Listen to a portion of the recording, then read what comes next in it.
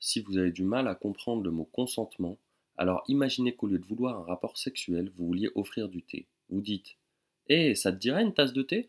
Et si la personne vous répond: «Putain ouais, j'ai grave envie d'une tasse de thé, merci», alors ça veut dire qu'elle veut la tasse de thé. Si vous dites: «Eh, tu veux une tasse de thé?» et que la personne vous répond: je sais pas, peut-être, mais je suis pas vraiment sûr», alors vous pouvez lui préparer une tasse de thé ou non, mais soyez bien conscient qu'elle n'en voudra peut-être pas. Et si elle ne veut pas boire votre thé, c'est là que ça devient important. Ne la forcez pas à boire. C'est pas parce que vous avez préparé du thé que vous devez forcer les gens à le boire. Et si la personne vous dit non merci, alors ne faites pas de thé du tout. Ne lui faites pas de thé. Ne la forcez pas à boire du thé, ne vous énervez pas parce qu'elle ne veut pas de votre thé, elle ne veut juste pas de votre thé, ok? Elle pourrait vous dire oui, avec plaisir. Et quand le thé arrive, finalement, elle n'en veut plus du tout. Bon, c'est sûr, c'est plutôt chiant parce que vous êtes déchiré à préparer tout ce thé, mais rappelez-vous que personne n'est obligé de boire du thé s'il n'en a pas envie. Oui, la personne voulait du thé, mais plus maintenant. Il y a des gens qui changent d'avis en moins de temps qu'il n'en faut pour faire bouillir l'eau, infuser le thé, rajouter le sucre. Ça arrive qu'une personne change d'avis. Et vous n'avez toujours pas le droit de la forcer à boire.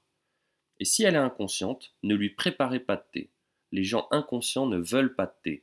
Et en plus, ils sont incapables de répondre à la question: est-ce que tu veux du thé? Parce qu'ils sont inconscients. Ok, peut-être qu'elle était réveillée quand vous lui avez demandé du thé. Et elle a dit oui, mais le temps de faire bouillir l'eau, d'ajouter du thé et un peu de lait, elle s'est évanouie.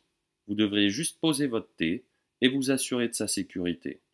Et là encore, c'est le plus important, ne lui faites pas boire votre thé. Ok, elle a dit oui tout à l'heure, mais les personnes inconscientes ne veulent pas boire de thé. Ok? Si quelqu'un accepte de boire un thé avec vous, qu'il commence à boire, puis qu'il s'endort ou s'évanouit avant d'avoir fini, ne continuez pas à lui verser du thé dans la bouche. Rangez le thé et assurez-vous plutôt qu'il va bien. Parce que les gens inconscients n'ont vraiment pas envie de boire de thé. Croyez-moi là-dessus. Si quelqu'un est venu boire du thé chez vous samedi dernier, ça ne veut pas dire qu'il veut que vous lui fassiez du thé tout le temps. Il n'a pas envie que vous pointiez chez lui tout le temps pour le forcer à boire en lui disant: «Mais tu voulais du thé la semaine dernière?» Ou pire, d'être réveillé par une personne qui lui verse du thé dans la bouche en lui disant: «Mais tu voulais du thé la nuit dernière?» Si vous arrivez à comprendre à quel point c'est débile de forcer quelqu'un à boire du thé quand il n'en veut pas, et que vous comprenez pourquoi les personnes ne veulent pas de thé, alors pourquoi ce serait si difficile de comprendre quand il s'agit de sexe?